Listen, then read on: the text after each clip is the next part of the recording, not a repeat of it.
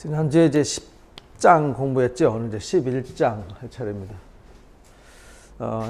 10장부터 15장까지 이제 의인과 악인, 의인과 악한 사람들에 대한 이야기. 이게 불의한 사람이죠. 대비시켜서 분별하게 하셨잖아요. 그래서 우리가 10장에 이어서 의인과 악인에 대한 결국은 의인과 악인이 뭘로 구별이 되냐면 이게 이제 마음의 자세거든요. 마음. 우리가 4장에서 우리가 공부했잖아요. 모든 생명이 마음으로부터 비롯되어져요. 그러니까 마음이 어떠냐에 따라서 달라지는 거죠. 그러니까 의인은 마음이 하나님을 닮았고 하나님의 형상을 입은 사람들이에요. 하나님을 경외하는 사람들, 하나님을 의지하는 사람들, 하나님을 사랑하는 사람들. 이제 신약에서는 이제 예수 그리스도를 영접하고 예수 그리스도의 다스림과 통치를 받는 사람들, 이제 믿음으로, 그래서 그리스도를 믿는 믿음으로 사는 사람들, 이렇게 이제 정의를 내려놨죠. 그래서 우리가 이제 계속 우리가 의인이 되어야 한다. 의인의 삶이 되어야 한다. 의인의 삶은 하나님께서 복을 주시고 의인의 삶은 책임져 주신다라는 것을 계속 강조를 한 겁니다. 근데 이것이 이제 세상에는 보편적이고 일반적인 하나님의 법칙이 있고 특별한 하나님의 법칙이 있잖아요. 특별자가 들어가면 이게 이제 성경이에요. 성경 계시. 성경 하나님 말씀이죠. 일반 보편 들어가면 이제 우리가 살아가는 자연 만물 섭리죠. 섭리. 일반 섭리. 이런 걸 통해서 이제 배우는 건데 우리가 6장에서 배웠듯이 하나님의 미워하시는 일을 하면 안 된다는 거죠. 하나님 미워하시는 것은 주로 어디에 있냐면 눈에 있고 입에 있고 귀에 있고 손에 있고 발에 있고 마음에 있다, 이렇게 말해요. 결국은 이게 다 이 사람이 보는 것, 이 말하는 것, 그다음에 손길을 펼치는 것, 발걸음을 옮기는 것, 마음으로 생각하고 품는 것, 이것에 따라서 의로운 일, 악한 일이 결정되어진다는 겁니다. 그래서 하나님이 미워하시는 것 중에서 이 잘못된 눈, 잘못된 입, 잘못된 마음의 상태, 잘못된 손길, 잘못된 발길, 이것이 이제 하나님 미워하시는 거라는 것을. 그래서 이제 의인들은 그것을 잘 다스리는 사람들이죠. 잘 다스려서 하나님이 미워하시는 일을 하는 것이 아니라 하나님을 기쁘시게 해드리는 일을 하는 사람들. 그래서 신약에서 사도 바울도 하나님을 기쁘시게 해드리는 사람들은 이웃도 기쁘게 한다. 그런데 하나님을 기쁘게 하고 이웃에게 유익을 주는 사람은 본인에게는 반드시 유익이 온다. 이게 이제 성경의 법칙입니다. 세상과는 전혀 다른 법칙이죠. 하나님께 유익하고 이웃에게 유익하면 나한테는 반드시 유익하다. 근데 하나님은 유익하고 이웃은 유익한데 나는 유익하지 않다. 그런 것은 진리가 아니라는 거예요. 그래서 의인의 삶은 그렇다, 이렇게 가르친 거예요. 그래서 이제 10장에서도 우리가 이제 계속 여기 이제 불의한 재물, 또 의인의 영혼, 게으르면 안 된다 이제라는 거. 의인의 머리에는 복이 임한다. 의인이 기념할 때는 칭찬했지만 악인의 이름은 썩게 된다. 마음이 지혜로운 자는 계명을 받지만 미련한 자는 망한다. 바른 길 행하는 자는 걸음이 평안하다. 눈짓하는 자, 유혹하는 자죠. 근심이 있고 의인의 입은 생명샘이다. 미움은 다툼을 일으킨다. 명철한 자 입에는 지혜가 있다. 지혜로운 자의 지식은 간직하지만 미련한 자 입은 망한다. 부자의 재물은 견관성이다. 의인의 수고는 생명에 이른다. 이런 거 이제 계속 의인에 대한 이야기를 우리가 지난주에 함께 나눴어요. 그래서 오늘 11장에서도 이제 속이는 저울은 이렇게 말합니다. 속이는 저울. 옛날에는, 지금은 이제 가짜 화폐 갖고 장난을 치지만 옛날에는 물건을, 화폐가 없을 당시에는 물물 교환을 했잖아요. 물물 교환을 하다 보니까 속이는 방법이 저울을 가지고 속였어요. 저울 추에다가 이제 살 때에는 가벼운 거 올려놓고 팔 때에는 무거운 거 올려놔서 값을 많이 매기고 이래가지고 저울로 속여갖고 장사하는 사람들이 이익을 봤단 말이죠. 그러니까 속이는 저울은 하나님 미워하신다. 공평한 초는 그가 기뻐하신다. 그러니까 우리가 하나님 앞에서 의인들의 삶은 어떤 삶이냐? 항상 공평하다. 남을 속이고 이용하지 않는다. 한두 번 속이는 것은 속일 수 있지만 계속 속일 수는 없잖아요. 예전에 우리 어렸을 때 시골에 장터에 가면 단골이 있어요. 단골집과 단골이 아닌 집의 그 차이점을 잘 몰랐는데 나중에 이제 어른들한테 들었어요. 대박 있잖아요. 대박에다가 막 얹어주고 막 덮어줘요. 그래서 저 후한가 보다. 근데 나중에요. 그 대박 위에다가 이렇게 판때기를 하나 더 넣는 거예요. 그러면은 막 퍼주면은 많이 퍼지는 것 같은데 사실은 속이는 거죠. 근데 그게 이제 왠지 모르게 많이 받아왔는데 이상하게 양이 별 차이가 없단 말이죠. 근데 나중에 알고 보니까 그 집이 좀 이상했어. 그러니까 사람들이 그 집에 안 가기 시작하죠. 근데 우직하게 정말 속임없이 진실하게 장사하는 집은 왠지 모르게 빡빡한 것 같고 뭐 좀 더 안 해주는 것 같은데 왠지 모르게 정이 가는 집이 있단 말이에요. 근데 그 집은 속임이 없어요. 그러니까 계속 단골이 생기고 늘어나는데 한 집은 여행수를 쓰니까 오래 가지 못해요. 시골에서 어렸을 때 장터에서도 그랬어요. 이게 속이는 마음. 그러니까 우리가 무엇을 하든지 항상 의인들의 마음은 내가 이쁘다고 잘해주고 밉다고 덜해주고 이거 아니라는 거죠. 어떤 상황이든 공평하고 공의로워야 된다. 그래서 1장에서 우리가 배웠잖아요. 이 잠언의 지혜를 배우는 이유는 공의롭게 행할 일에 대해서 교훈을 받게 하는 거다. 공의롭게 정직하게 행할 일에 대해서 우리가 말씀을 배우는 거거든요. 교만이 오면은 욕도 오거니와 겸손한 자에게는 지혜가 있느니라. 그러니까 교만이 오면요 욕이 따라온다는 거죠. 그러니까 의인은 교만으로 행하지 않아요. 오만으로 행하지 않아요. 오직 겸손함으로 행하는 거죠. 겸손한 자에게는 지혜가 있느니라. 그래서 공평해라. 그 다음에 겸손해라. 이것이 의인의 삶이다. 정직한 자의 성실은 자기를 인도하거니와 사악한 자의 패역은 자기를 망하게 한다. 정직하고 성실해야 된다. 의인은 정직하고 성실해야 된다. 나한테 주어진 일이 소중하다는 것은 다 알잖아요. 근데 내가 하는 일이 나에게만 소중한 게 아니잖아요. 내가 직장 생활하는 것은 나에게 월급 받기 위해서만 일하는 게 아니잖아요. 내가 하는 그 일을 통해서 다른 사람한테도 유익을 줄 수 있어야 되잖아요. 다른 사람한테도 유익을 줄 수 있어야 그것이 유익한 거죠. 다른 사람한테는 유익하지 않아. 그러니까 나만 유익하면 돼. 이런 마음으로 일하면 결국은 그것이 불의가 되는 거죠. 모든 사람에게 해를 끼치는 겁니다. 국가 관료들도 그렇잖아요. 내가 월급만 받으면 돼. 이렇게 일하면 안 되잖아요. 국민을 내가 하는 펜대 하나가, 내가 결정하는 문구 하나가 많은 사람들한테 억울함도 줄 수 있고 불의함도 줄 수 있다라는 거죠. 그래서 내가 맡은 일은 나만을 위한 일이 아니다. 그러니까 의인들은 자기가 맡은 일에 정직하고 성실해야 한다.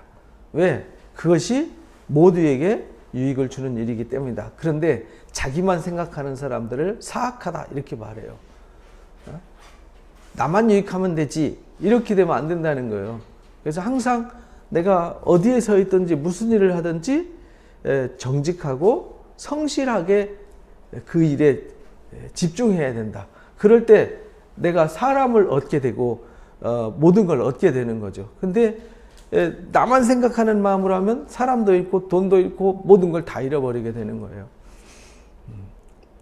그래서 재물은 진노하시는 날에 무익하나 공의는 죽음에서 건지니라. 재물이 진노하시는, 그러니까 막 재물에만 집착하면 안 된다는 거죠. 재물은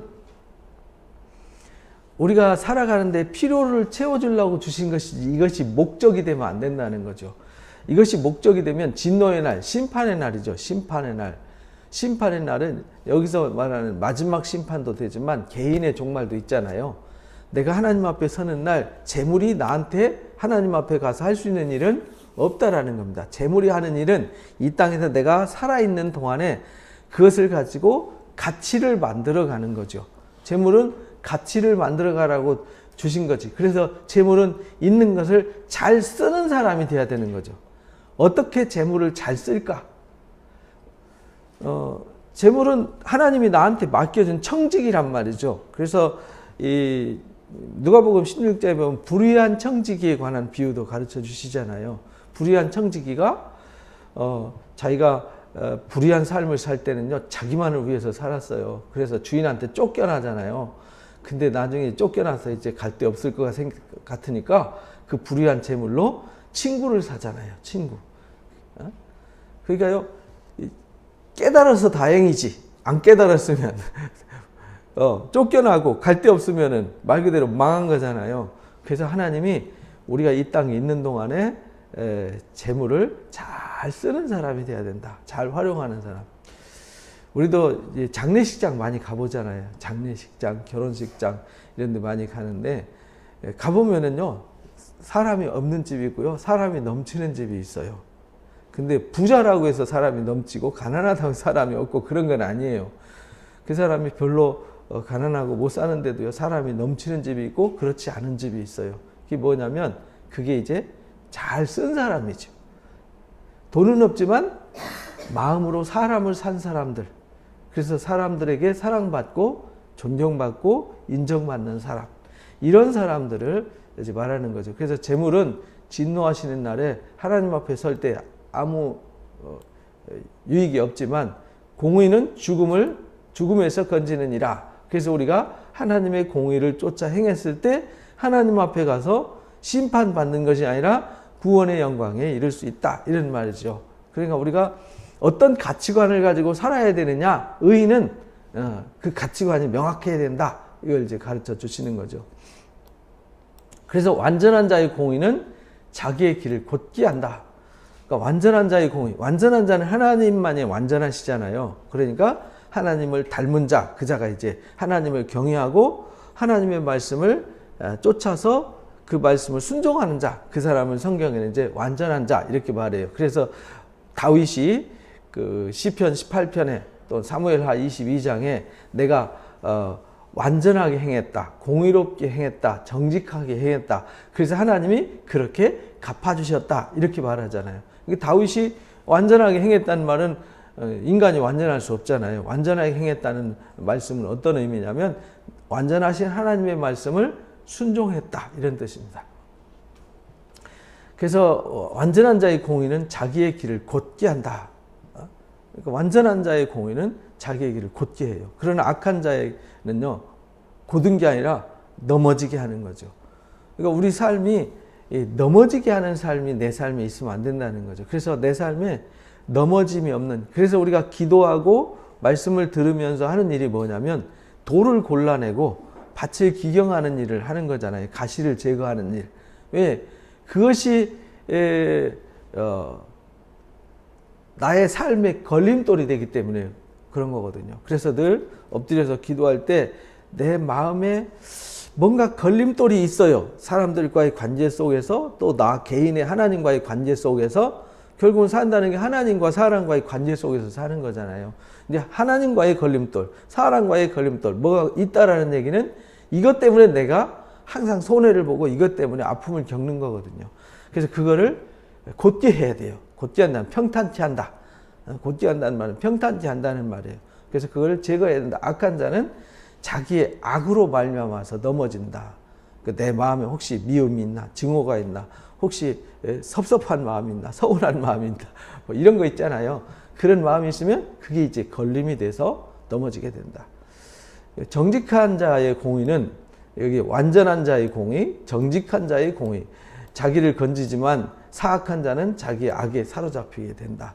그러니까 우리가요, 완전하고 정직하게 행해야 된다. 그래야 우리가 평탄한 길로 인도받는다. 우리 마음에 그것이 사라졌을 때 그걸 사악하다, 이렇게 악하다, 사악하다 이렇게 말해요. 그러니까 하나님 볼 때 악한 거와 사람이 볼 때 악한 거는 달라요. 사람은 사람을 볼 때 저 사람은 버릇이도 살아. 참 착해. 근데 하나님 볼 때는 악할 수 있어요. 그러니까 우리 기준과는 다른 거죠. 사람이 볼 때는 한없이 착한데 하나님 볼 때는 사악한 사람일 수 있다 이 말입니다. 무슨 말이냐면 사람 볼 때는 가면을 쓰고 착한 척하지만 속이 아주 은근한 고집이 있고 이기심으로 차 있는 사람이 많거든요. 그래서 이제 마음의 자세를 보면 안다라는 겁니다. 악인은 죽을 때에 그 소망이 끊어진다. 그러나 불의의 소망이 없어진다. 그러니까 악인은요, 죽을 때 그 소망이 끊어진다. 악인이 막 모든 걸 다 움켜쥘 것처럼 막 이렇게 하지만 결국은 악한 자도 목숨 끊어지면 모든 게 다 끝나는 거죠. 그리고 그 사람이 품었던 모든 소망도 함께 다 소멸되는 거다. 그러니까 우리가 이 땅에 욕심으로 사는 것, 이게 이제 불이다, 악이다, 이렇게 정의를 내리는 거예요. 결국은 이 땅에 죄가 임하고 사망이 임한 것도 그 근원이 아담과 하와가 탐욕을 품었기 때문에 생긴 일이잖아요. 발람이 탐욕을 품었기 때문에 불의가 생긴 거고요. 결국은 광야에서 죽었던 사람들도 탐욕과 불의를 품었기 때문에 광야에서 망한 거잖아요. 그러니까 이 땅에서도 우리가 그것이 교훈이 된다. 그래서 오늘을 살아가는 우리에게도 그럴 수 있다라는 걸 가르치는 겁니다. 의인은 환난에서 구원을 얻으나 악인은 자기의 길을 가느니라. 그러니까 의인은 환난에서 구원을 받아요. 왜? 하나님이 의인과 함께 하시기 때문에. 의인은 누가 가만히 있는데 누가 구원해 주시는 게 아니에요. 의인은 여기 성경에서 말하는 의인과 세상에서 말하는 의인은 달라요. 우리 지난주 주일날 이제 의인의 삶에 대해서 말씀을 나눴었는데 성경에서 말하는 의인과 세상에서 말하는 의인은 달라요. 세상에서 말하는 의인들은 남들이 시선을 가니까 뭐 뉴스에 보도되고 어디서 알려지면은 누군가 손길을 내밀겠죠. 그러나 아무도 모르면 아무도 도와줄 수 없잖아요. 그러나 성경에서 말하는 의인은 하나님의 눈길이 머무는 사람이에요. 하나님의 시선, 하나님의 손길이 닿는 사람이에요. 그 사람은 구원을 받아요. 그래서 어떤 환난 속에서도, 그래서 다윗이 환난 속에서도 자기를 구원해 주실 하나님이 계시기 때문에 사망의 음침한 골짜기에서도 해를 두려워하지 않았다. 원수의 앞에서도 상을 차려주시는 하나님이심을 고백하잖아요. 그러니까 의인의 삶은 환난에서 구원을 얻어요. 그러니까 의인은 어떤 환난과 역경에 처해도 좌절하지 않죠. 왜? 하나님을 찾고 의지하니까, 하나님을 신뢰하니까. 그러나 악인은요, 자기의 길을 간다. 자기의 길이 뭐예요? 어디죠? 사망의 길이죠. 멸망의 길이죠. 저주의 길이죠. 패망의 길로 가는 겁니다. 악인은 입으로 그 이웃을 망하게 하지만 의인은 그 지식으로 말미암아 구원을 얻느니라. 이게 악인은요, 입으로 이웃을, 그래서 이게 입이요. 그래서 잠언 6장, 아까 말씀드린 대로 잠언 6장에 요 하나님 미워하시는 것 중에 요 입이 있다. 요 입이 예수님도 마태복음 15장에서 그렇게 말씀하시잖아요. 들어가는 것이 사람을 더럽게 하는 것이 아니라 나오는 것이 사람을 더럽게 한다. 결국은 요 말을 잘해야 된다는 거죠. 말 잘못하면은 그 말이 남을 죽이는 일을 하잖아요. 그래서 항상 우리가 귀가, 의인의 귀는 이 듣는 귀가 있잖아요. 계시록에도 2장 3장에 보면은 성령의 귀가 있다 그러잖아요. 귀 있는 자는 성령이 하시는 말씀, 성령의 음성을 분별하라는 거죠.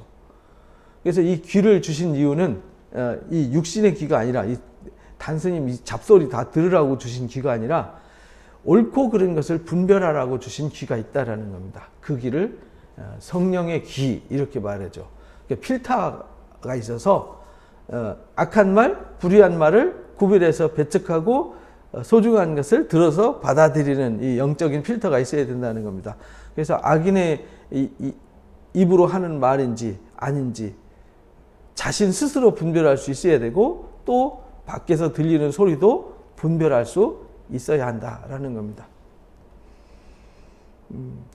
근데 사람들이 대부분 남의 얘기는 판단은 잘하는데 내 입에서 나오는 말은 이게 판단이 잘 안 돼요. 그죠?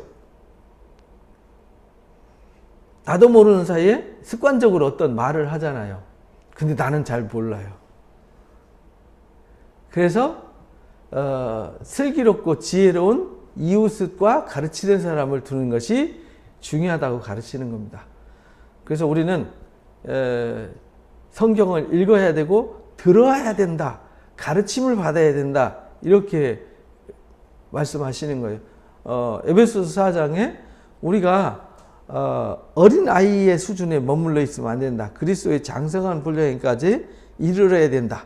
그러려면 가르침을 받아서 성숙해져야 된다. 이런 말이잖아요. 그래서 우리가 불완전한 존재이기 때문에 끊임없이 우리는 가르침을 받아야 됩니다. 우리는 이미 완성된 사람들이 아닙니다. 그러니까 나는 완전해. 나는 의인이야. 아니에요. 우리는 입술이 부정하고요. 불의합니다. 이사야 선지자도 이사야 6장에 그러잖아요. 하나님 앞에 내 입은 부정합니다. 라고 고백하잖아요. 선지자인데도. 근데 하나님이 막 제단에서 숯불을 갖다가 지져가지고 부정한 입을 뭐하게 해요? 거룩하게 하시잖아요. 그러니까 우리가 마음도 생각도 삶도 부정해요. 실수도 많고요. 그래서 항상 하나님의 말씀의 불 앞에 나와서 교정을 받고 새롭게 되는 훈련이 필요한 거죠.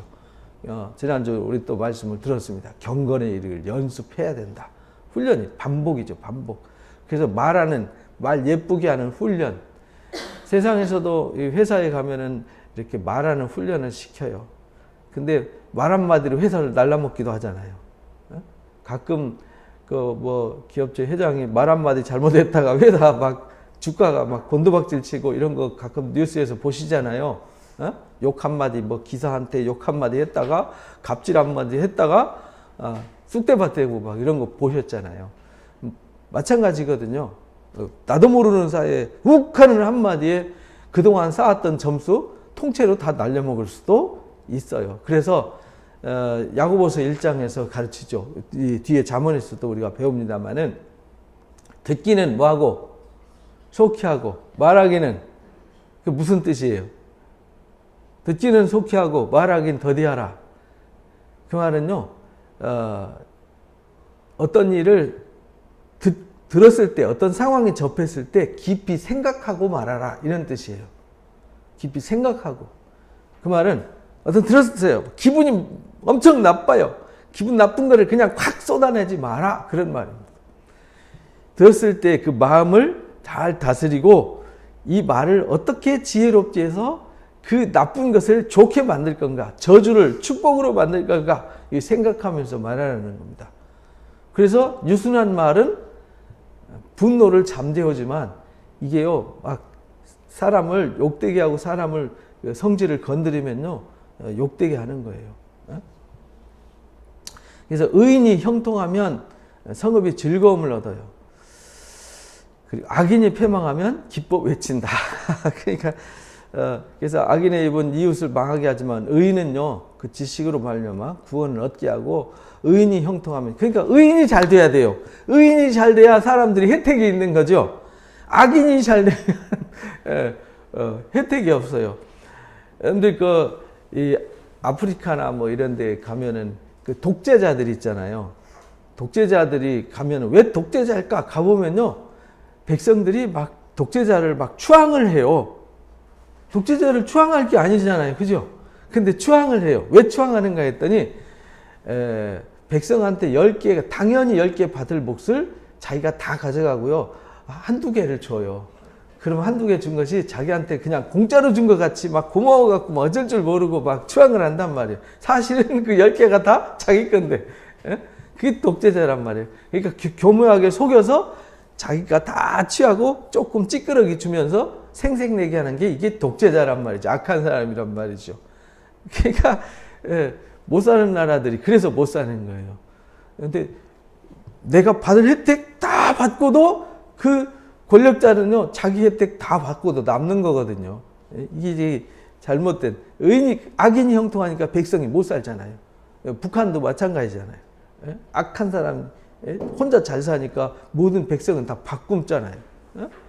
그런 겁니다. 그래서 악인이 패망하면 기뻐 외치느니라.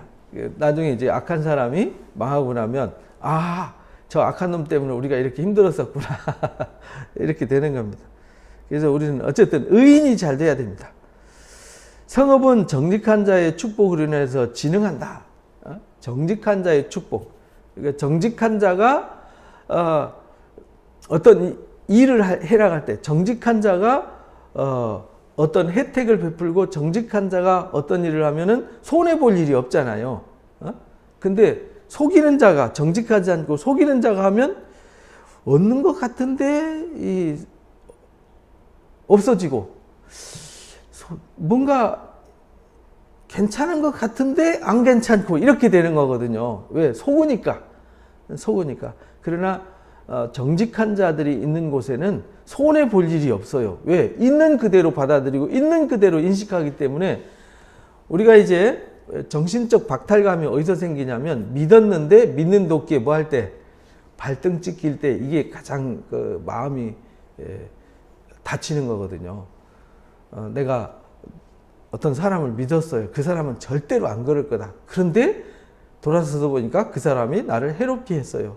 그러면 그 심리적 박탈감이 상당히 크거든요. 근데 정직하게 행하면 속을 일이 없고 속인 일이 없고 아무리 이리 뒤집어도 저리 뒤집어도 상태는 변하지가 않잖아요. 그래서 정직한 자의 축복은 진흥한다 이렇게 말하고요. 악한 자의 입으로 말미암아 무너진다. 그러니까 악한 자의 입은 뭐냐면요. 말을 왜곡시키거나 이간질하거나 또 모함을 하거나 그래서 악한 자가 입을 열면 열수록 혼란이 오고 문제가 생기잖아요. 그래서 악한 자가 어떤 문제를 접근하게 되면 문제가 해결되는 게 아니라 문제를 더 꼬이게 만드는 거죠. 악한 자는 어떤 일을 해서 남한테 유익 주는 척 하면서 결국은 누가 유익을 가져가요? 본인이 유익을 가져가는 거거든요. 그래서 정직한 자가 축복할 때 잘 된다라는 것을 가르쳐 주셨어요. 그래서 지혜 없는 자는요, 그 이웃을 멸시하지만 명철한 자는 잠잠하느니라. 지혜 없는 자는요, 남을 무시하고 막 함부로 대하고 이건요, 나는 지혜 없어. 난 지혜 없는 사람이야. 이라고 선전하고 다니는 거라는 거죠. 그런데 그것도 분별하지 못하고 거기에 매여가지고 끌려다니는 사람들이 있다라는 겁니다. 그러니까 지혜 없는 사람 밑에 더 지혜가 없는 사람. 이게 이제 그런 사람을 성경에 이제 맹인이다 이렇게 말하잖아요. 왜? 눈 감은 사람 앞에는요, 눈 감겨서 안 보이는 사람한테는 무엇을 해도 똑같아요. 그죠? 그래서 지혜 없는 자는 그 이웃을 멸시한다. 그러니까 이웃을 멸시하는 거 보면 지혜가 여기에는 없구나. 이걸 빨리 깨달아야 된다는 거죠. 그러나 명철한 자는 잠잠하느니라 이렇게 말씀하셨어요. 그래서 우리가 어떤 상황 속에서 자꾸 말을 많이 하고 어떤 상황을 막 스스로 막 자기 감정을 섞어서 뭘 하려고 애쓰지 말고 늘 듣기는 속히 하고 말하기는 더디하라 하신 그 말씀의 명령을 잘 기억해야 된다 이 말입니다. 그래서 두루 다니면서 한담하는 자는 남의 비밀을 누설한다. 그래서 사도 바울이 디모데한테도 그 디모데전서 5장에 교회 안에 젊은 여성들이 홀로 되신 분들이 많이 있었어요. 옛날에는 전쟁에 나가서 남자들이 많이 죽었잖아요. 그러면 막 속상한 거 뭔 일 있으면 만나면 딱 이거 쏟아내잖아요. 그런 사람들은 교회 직분을 주지 마라 이렇게 말해요. 교회에서 경대하지 마라. 왜? 그것 때문에 교회가 무너져 버리잖아요. 왜냐면은 만약에 예를 들어서 교회 장로가, 교회 집사가 아니면 교회 목사가 하나님이 세웠는데 막 말만 하거나 문제만 일으킨다. 그러면요, 그 사람이 하나님 교회와 하나님 하시는 일을 무너뜨리게 되는 거예요. 그래서 그렇게 하지 마라. 그건 지혜롭지 못하다. 그래서 두루 다니며 한담하는 사람들은 의인이 아니다. 지혜가 아니다. 조심해라. 이런 말이죠. 마음이 신실한 자는 그런 것을 숨기느니라. 그래서 이제 의인과 악인을 분별할 수 있어야 된다는 겁니다. 우리는 이 잠언을 자꾸 읽고 묵상해야 되는 이유는 물론 이제 성경 66권을 다 묵상해야 하죠. 그런데 이 잠언의 말씀은 우리가 일상의 삶 속에서 사소한 작은 일들 있잖아요. 작은 일들을 분별할 수 있게 해주는 지혜가 있단 말이죠. 그래서 잠언 1장의 주제를 잊어버리면 안 돼요. 그래서 우리가 교훈을 얻고 우리가 어떤 일을 행할 때 지혜롭게 행해서 우리가 더 근신에 이르게 되고 또 하나님의 영광에 이르도록 하기 위해서 하는 거니까 그 주제를 잃어버리면 안 돼요. 한담하는 자는 그래서 주의해야 된다. 신실한 자는 마음이 신실한 자죠. 그것을 숨기니라. 지략이 없으면 백성이 망하여도 지략이 많으면 평안을 누리느니라. 그래서 이 지략이 필요하다. 우리가 어떤 일을 할 때 항상 준비해야 되잖아요. 어떤 일을 할 때 막 싸우는 사람들이 있어요. 일을 하는데 싸우면은 안 되잖아요. 일을 할 때 싸우면 이미 그 일은 별 의미가 없어지는 거예요. 예를 들어서 교회에서 행사를 해요. 그런데 행사를 해서 사람들이 모여서 행사를 하는데 막 싸워요. 그럼 그 일을 안 하는 게 낫습니다. 그 행사는 안 하는 것이 유익한 거예요. 왜?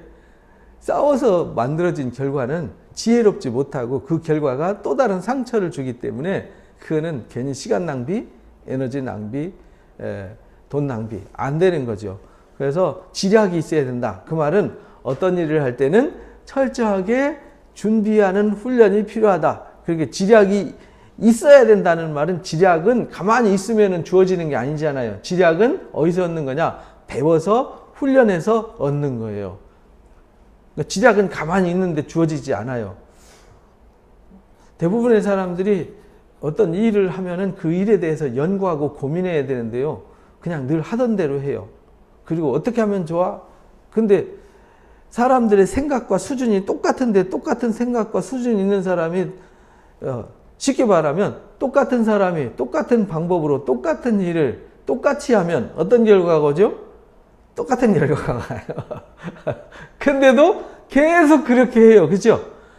그래서 똑같은 사람이 아닌 다른 사람이 그건 내가 똑같으면 안 되잖아요. 내 수준이 지난달에 했던 내 수준과 지금 내 수준이 같으면 안 되잖아요. 같으면 똑같은 결과가 나오니까 그러면 이 수준을 높이려면 뭐 해야 되겠어요? 배워야 되죠. 내가 못 배우면 도움을 청해야 되죠. 그래서 전에 했던 방법이 안 됐어요. 그럼 어떻게 해야 돼요? 다른 방법으로 해야 되죠. 그리고 일하려면 뭐가 필요하냐면 질서가 있고 순서가 있어요. 절차와 과정이 있어요. 그래서 우리는 그 절차와 과정에 대한 이 순서도 배우지 않았어요. 또 배운 사람도 있고 안 배운 사람도 있어요. 그러면은 절차와 과정에 대해서 모르면 뭐 해야 돼요? 배워야 되잖아요. 이게 뭐냐면 지략이란 말이죠. 지략. 행사를 하려면은 행사를 처음부터 끝까지 순서를 다 짜놓고 왜 해야 되는지 이유부터 시작해가지고요. 이 행사 결과를 통해서 뭘 얻고자 하는 거. 그리고 이 행사의 진행 과정에 얼마나 많은 인력과 시간과 비용이 들어가는지. 그래서 그만큼의 투자해서 얻는 결과가 가치가 있는지 없는지, 효율성이 있는지 없는지도 따져봐야 되잖아요. 그럼 그걸 다 분해를 해봐야 된단 말이죠. 그리고 해보지 않았지만 마치 해본 것처럼 다 시뮬레이션을 해봐야죠. 그리고 나서 그 일을 일정표를 따라서 차근차근 계획대로 되는지 진행을 해봐야 되는 거죠. 그리고 나서 그 일이 왜 안 됐는지, 어떤 부분이 문제였는지, 어떻게 하면 더 잘할 수 있는지, 또 어떤 걸 더 하면 앞으로 더 좋아질지 이거를 고민해야 되잖아요. 이게 뭐냐? 지략이라고 그래요. 지략. 근데 지략이 없으면요, 백성이 망한다. 국가를 운영하는 사람이, 또 아니면 회사를 운영하는 사람이, 어떤 조직을 운영하는 사람이 계획도 없이 목적도 없이 막 하다 보면요, 나중에 창고 거덜나고 사람들 피곤하게 하고 일은 안 되고 이렇게 되는 거죠. 그래서 지략이 많으면 평안을 누리게 되는 거다. 왜? 다 해봤으니까 실수를 줄이잖아요. 실수를 줄이니까 결국은 손해를 안 보니까 평안을 누리게 되는 거죠. 그래서 이 교회도, 우리도, 그리스도인들도 집안 살림도 그렇게 해봐야 되고요. 가정 살림도 그렇게 해봐야 되고 내가 하는 일도 그렇게 해야 되고요. 교회 일도 그렇게 해야 되는 거죠. 타인을 위하여 보증이 되는 자는 손해를 당하여도 보증이 되기 싫어하는 자는 평안하니라. 이게 인간이요, 보증 선다는 거 이거 위험한 일이거든요. 내가 남을 위해서 보증 선다. 이게 상당히 위험한 거예요. 그래서 성경에서 계속 강조하는 것이 보증 서지 마라. 제 주변에도 보증 섰다가 망한 사람 많아요. 정말 아픈 고통을 겪죠. 그 혜택이 가까운 사람한테까지 오잖아요. 절대 요즘은 이제 뭐 보증회사들이 많이 생겨서 보증이 많이 없어졌고 이제 지식의 수준이 많이 높아지고 이제 사회적 여론이 많이 높아지고 법적으로 보호를 받고 이러니까 이제 보증이 이제 많이 약화됐는데 옛날에는 은행에 가면요 무조건 연대보증이 있었어요. 연대보증. 연대보증이라는 말은요 자손 대대로 보증 서는 거예요. 몰랐잖아요. 그죠?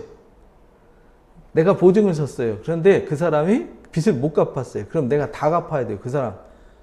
내가 못 갚잖아요. 그럼 내 자식이 갚아야 돼요. 내 자식이 못 갚잖아요. 내 손자까지도 갚아야 돼요. 이게 연대보증이란 말이에요.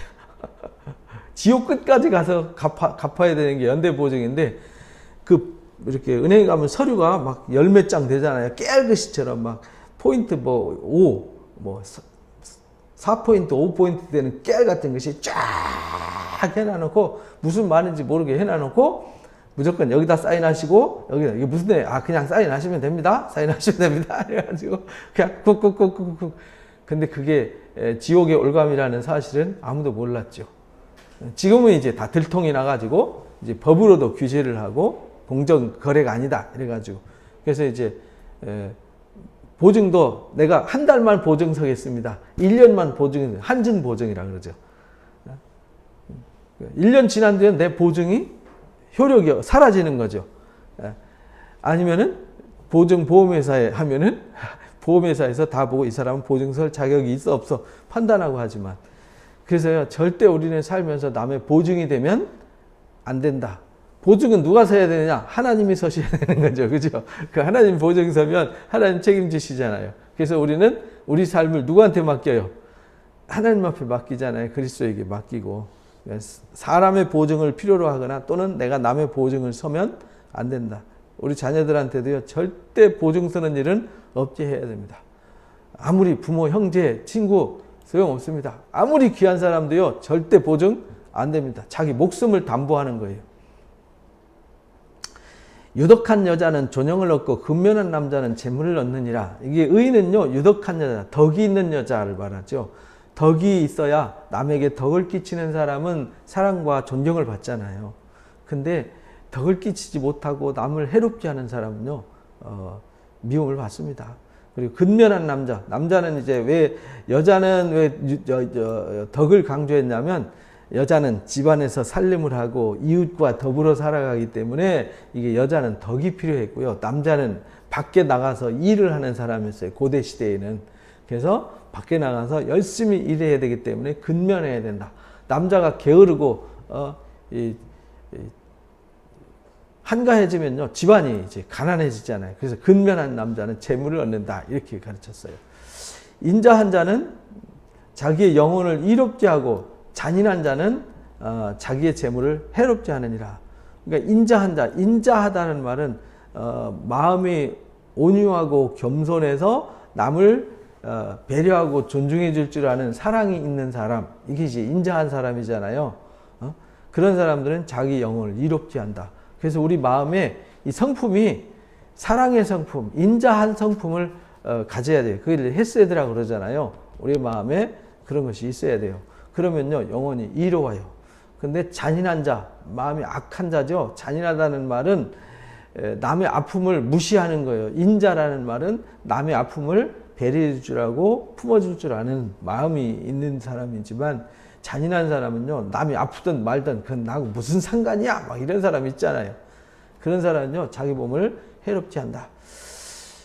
악인의 싹은 허무해요. 악인의 싹, 악인의 수고한 것은 결국은 악한 사람이 얻은 소득은 결국은 악한 데 쓰여지거든요.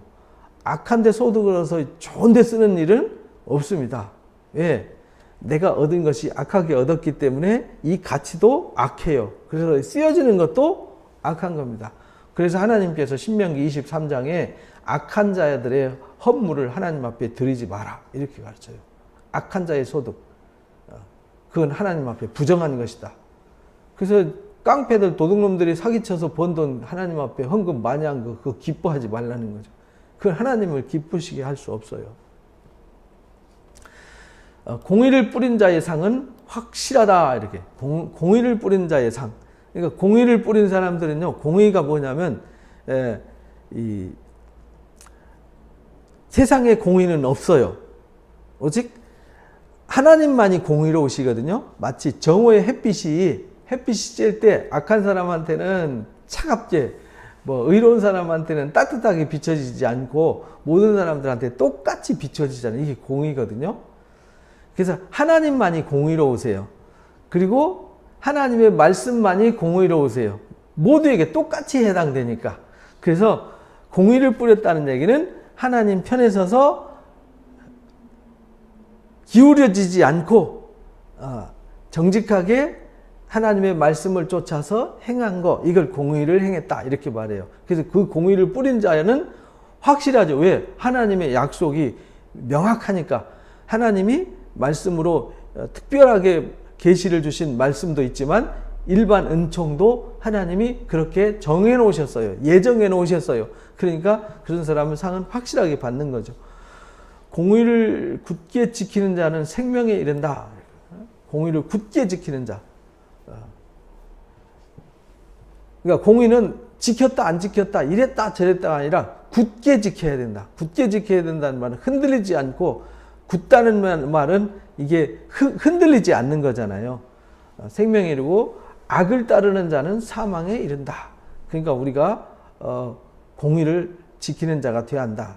마음이 굽은 자는 여호와께 미움받아요. 결국은 마음이 삐뚤어지면요, 거기서 나쁜 것이 나오는 거잖아요, 악이. 그래서 우리가 마음이 삐뚤어지지 않도록 하기 위해서 마음을 다듬어야 되는 거죠. 마음을 바르게 하고 다듬는 일, 그것이 말씀과 기도라고 이제 성경은 가르치는 거예요. 우리가 기도할 때 자기를 돌아보잖아요. 내가 어떤 상태인지. 자꾸 뭘 달라고만 기도하지 말고요. 먼저 기도해야 될 것은 그의 나라와 의를 구하라 그랬잖아요. 그의 나라와 의는 뭐냐면 하나님이 나에게 공의로운 말씀을 주셨는데 그 공의로운 말씀이 나한테 어떤 일을 해서 내가 그 공의로운 말씀 앞에 어떤 상태가 되었는지를 돌아보는 게 우선순위라는 거죠. 왜?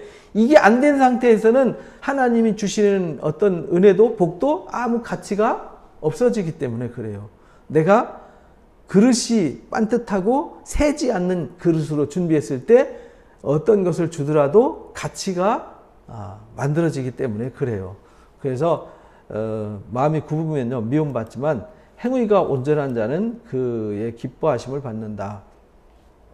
행위가 온전하다는 얘기는요 마음이 바르다는 뜻입니다. 마음이 바르면 행위도 바르기 때문에 그렇습니다. 악인은 피차 손을 잡을지라도 벌을 면하지 못할 것이나 의인의 자손은 구원을 얻는다. 악인은요 피차 손을 잡는다. 피차. 악인은요 악한 사람들끼리 서로 이렇게 작당을 하잖아요. 그래서 악한 사람들끼리 모아가지고 막 낄낄대면서 그 애들 왕따 시키는 것도 똑같잖아요. 그죠? 왕따 시키는 거 보면 자기들끼리 막 재밌어갖고 낄낄거리면서 재밌어 하면서 일을 해요. 작당을 하잖아요. 그래서 피차 손을 잡을지라도 절대 벌을 면하지 못한다. 그러나 의인의 자손은 구원을 얻게 된다. 그래서 항상 우리가 의인의 자세를 잊지 마라. 의인은 계속 구원받는다. 의인은 보호받는다. 의인은 상을 받는다. 계속 강조하잖아요.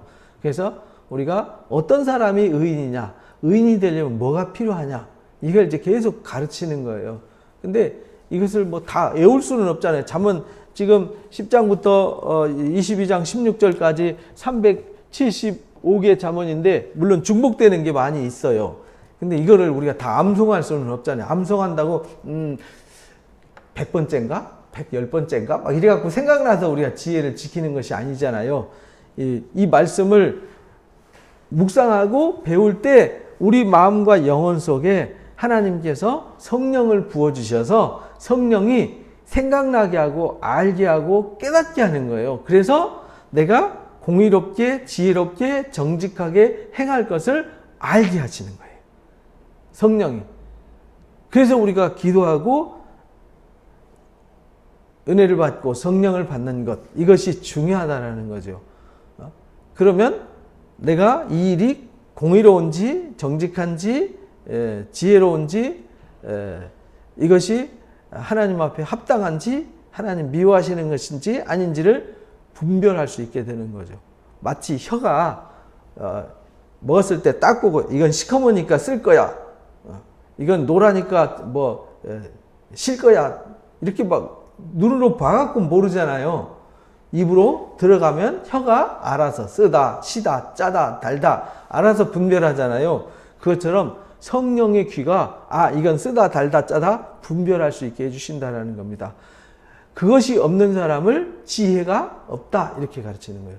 분별력이 없다. 그러니까 지혜가 없다는 말은 분별력이 없다. 혀를 먹었는데 쓴지 짠지 단지 모르면요, 그 요리를 못하죠. 그죠? 아름다운 여인이 삼가지 아니하는 것은 마치 돼지코의 금고리 같다. 이거 우리 옛날에 외우고 다녔던 말씀 중에 하나인데요. 예전에 코미디에도 이런 거 한 번씩 나왔어요. 그냥 여자가 긴 머리에 아주 그냥 S라인에 하이 신고, 멋있게 아주 얼굴도 화장 멋있게 했는데, 그래서 굉장히 멋있는 여자인 줄 알고 남자들이 쫓아갔는데, 누가 건드렸더니 입에서 막 쌍욕이 나오고 막 흠이 나오니까 그 예쁘고 아름다웠던 모습들이 어떻게 돼요? 순식간에 싸늘해져 버리잖아요. 이제 그게 이제 코미디 프로그램에서 한번 예전에 우리 어렸을 때 그거 나왔었던 것 같은데, 마치 그와 같다는 겁니다. 아름다운 여인이 삼가하지 않으면 마치 돼지코의 금고리. 돼지코의 금고리 얼마나 추한 겁니까, 그죠? 그러니까 우리가 그래서 이 베드로 사도가 그렇게 말해요. 베드로전서 3장에 우리가 단장을 해야 되는데 뭐부터 단장해야 돼요?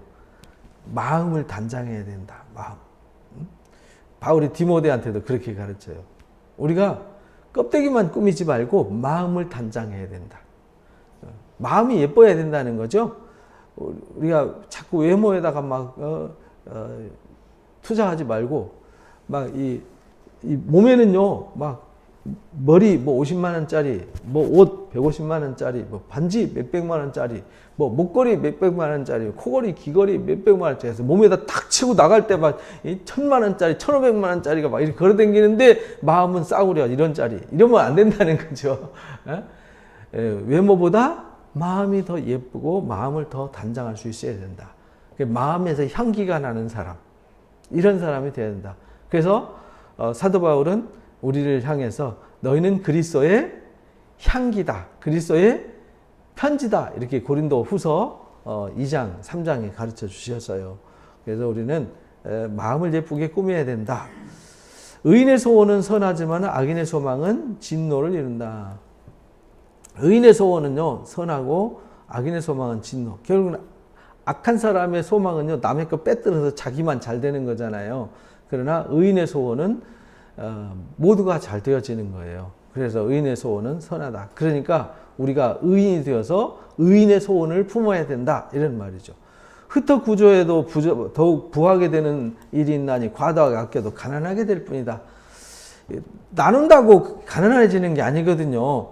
이렇게 분석해 보면요 간단해요.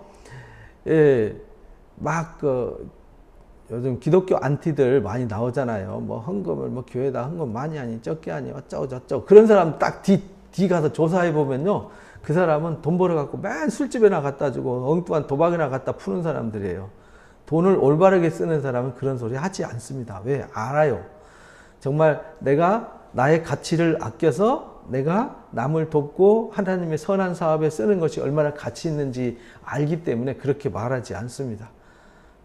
그러니까 그 돈 나 술값이나 줬으면 좋고 도박비나 대줬으면 좋겠다. 그런 의미와 비슷하거든요. 그리고 돈 막 과도하게 아끼면서 안 쓰는 사람 있잖아요. 자기한테도 안 쓰고 자기 자식들한테도 안 쓰고 자기 아내한테도 안 쓰고 아무한테도 안 써요. 친구한테도 안 써요. 그럼 그 돈이 왜 수고해서 그 돈을 모아야 되는 거죠? 아무 의미가 없잖아요. 그런데 그 돈이 나중에 모아서 자기가 늙어서 병들었을 때 유익을 주냐? 아니요. 아팠을 때 병원에도 안 가요. 아팠을 때 약도 안 사 먹어요. 이를 미련한 거죠. 그거는요, 미련한 겁니다. 그래서 이 말씀을 잘 흩어 구제해도 나의 작은 것을 막 나누지만 이렇게 작은 것을 막 나누는 사람들을 보면요, 마음이 항상 풍요롭고 하는 일이 하나님 복을 주셔서 잘 되게 돼 있어요. 왜? 마음이 풍요로운 사람은 사람들한테도 느낌을 주거든요. 그래서 시편 37편에 그러잖아요. 온유한 자는 복이 있나니 온유한 사람은 땅을 기업으로 얻을 것이요.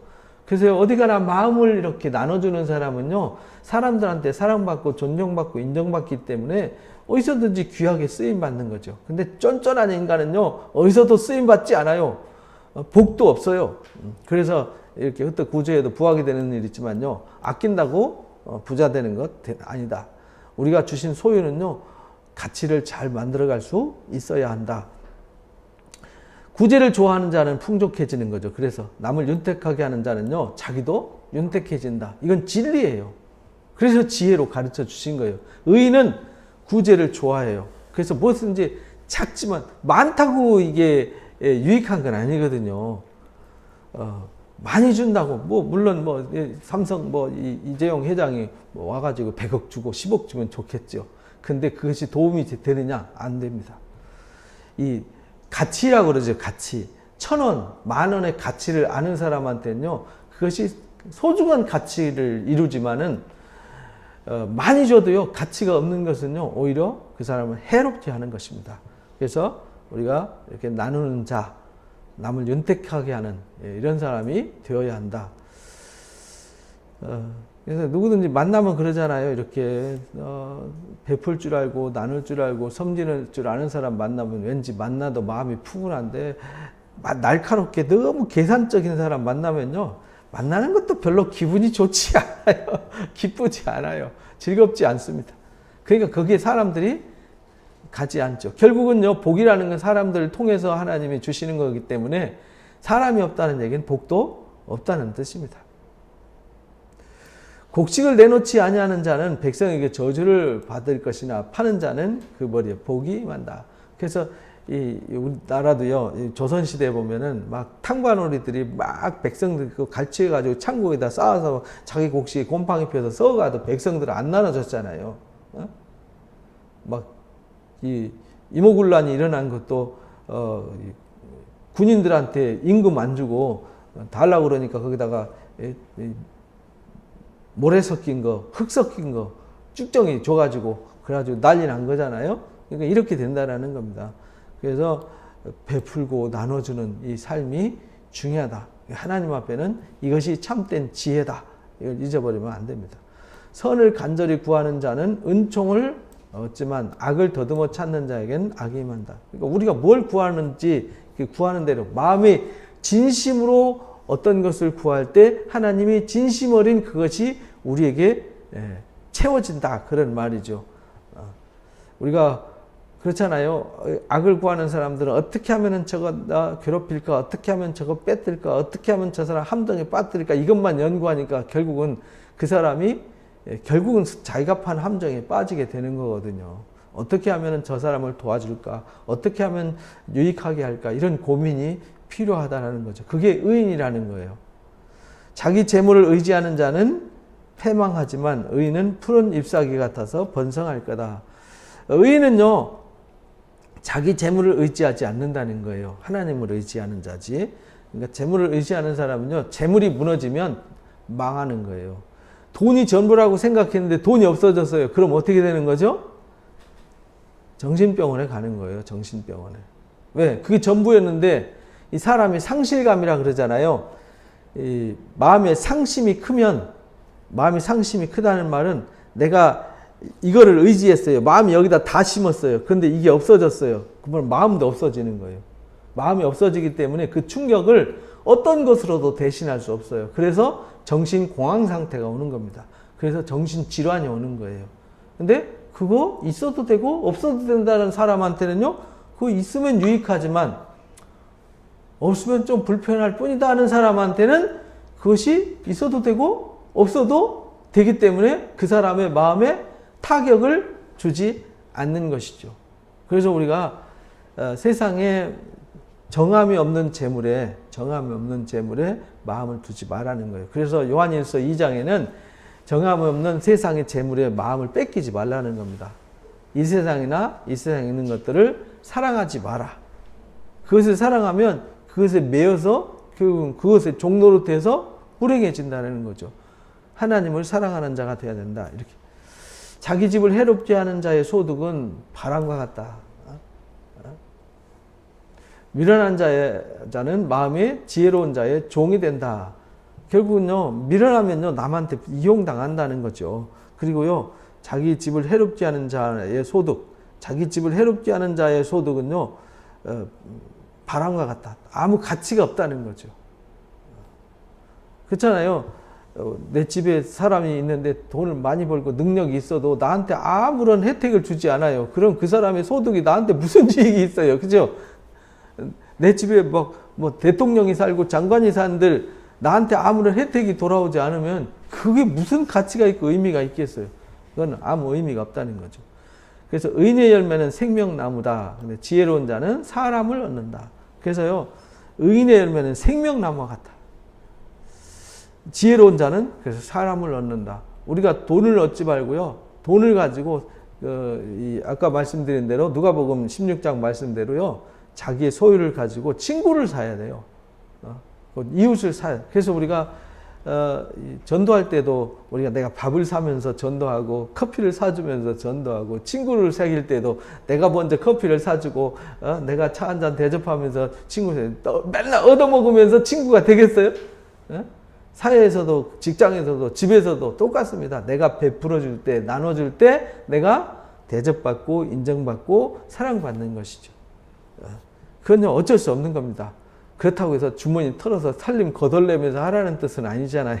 커피 한 잔 사갖고 집이 거덜나지는 않잖아요.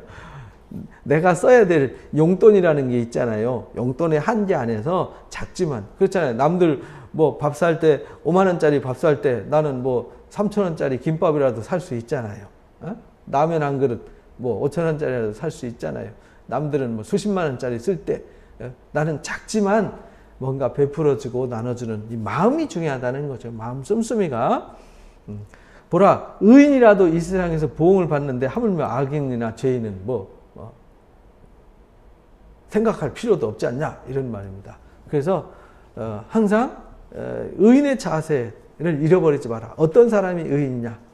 의인의 생각과 자세가 어떤 자세와 어떤 삶을 살아가는 것인지를 우리가 분별하는 지혜, 그래서 듣는 지혜, 생각하는 지혜, 보는 지혜, 행동하는 지혜, 이것이 필요하다. 그래서 우리가 항상 다스려야 되는 게 뭐냐면 마음. 첫 번째가 마음.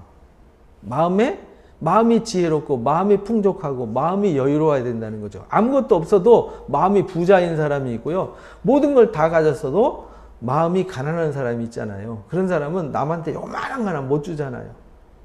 아무것도 없지만 베푸는 사람이 있어요. 막 어떤 분 보면 그래요. 진짜 내가 봐도 내가 그 사람을 도와줘야 될 것 같은데 막 그 사람 나 도와주겠다고 막 그러는 사람이 있어요.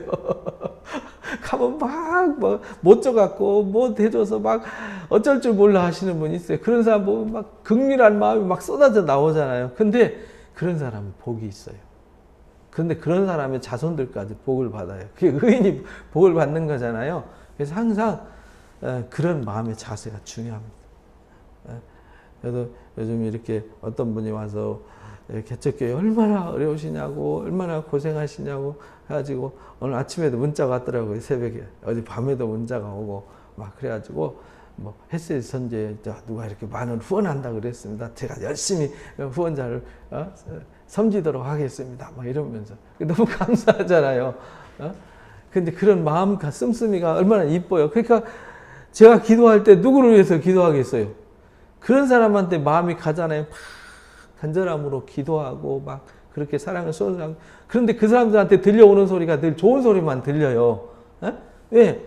축복받을 일만 하고 복받을 일만 하고 하나님 사랑받을 일만 하고 막 그런 사람들 위해서 복을 빌어주고 누군가 막 중보기도 해주고 그러면요 그게 복이 되잖아요. 그런데 하는 꼴마다 꼴보기 싫어갖고 눈길 두기 싫고 만나기도 싫고 말하기도 싫은 사람 그런 사람한테 무슨 복이 임하겠어요? 그래서요 복도 복 받을 만한 마음의 자세 이게 의인의 자세가 돼 있는 사람은요 시편 37편 말씀대로 다윗이 고백한 것처럼 의인이 걸식함을 본 적이 없다. 의인이 걸식함을 본 적이 없다. 의인의 집은요 반드시 복을 받도록 하나님 섭리를 해놓으셨어요. 그래서 잠언에 이 세상 살아가면서 사람 속에서 삐대고 살아가면서 사람과의 관계 속에서 하나님과의 관계 속에서 어떻게 사는 것이 지혜일까? 어떻게 사는 것이 의인의 삶일까를 우리는 잘 구별하셔서 우리는 반드시 매일 의인으로 살도록 노력하셔서 우리의 삶에 의인에게 주시는 상, 의인에게 주시는 복 매일 받고 또 사람들한테도 사랑받으시기를 주님의 이름으로 축복합니다. 기도하겠습니다.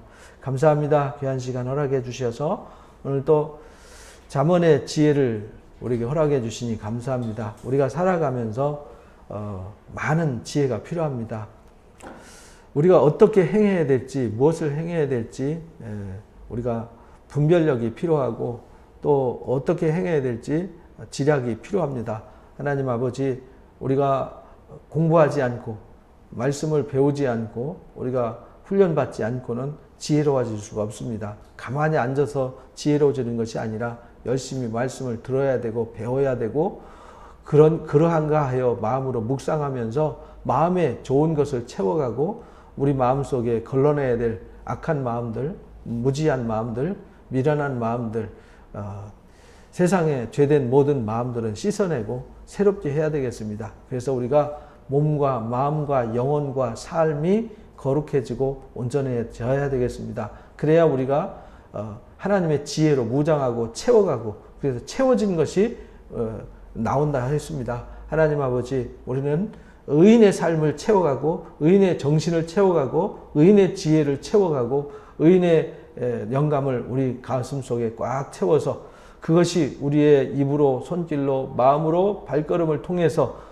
펼쳐짐으로 우리가 하는 모든 일들이 하나님을 기쁘시게 하고 많은 사람들에게 유익을 주고 그래서 어딜 가나 하나님께 사랑받고 무엇을 하든지 사람들한테도 존경받고 사랑받고 쓰임받는 의인의 삶을 살아가도록 인도해 주옵소서. 그래서 마지막 주 앞에 설 때에 잘했다 칭찬받고 승리하는 승리자가 되게 해 주옵소서. 예수님의 이름으로 감사하며 기도합니다. 아멘. 감사합니다. 말씀을 마칩니다.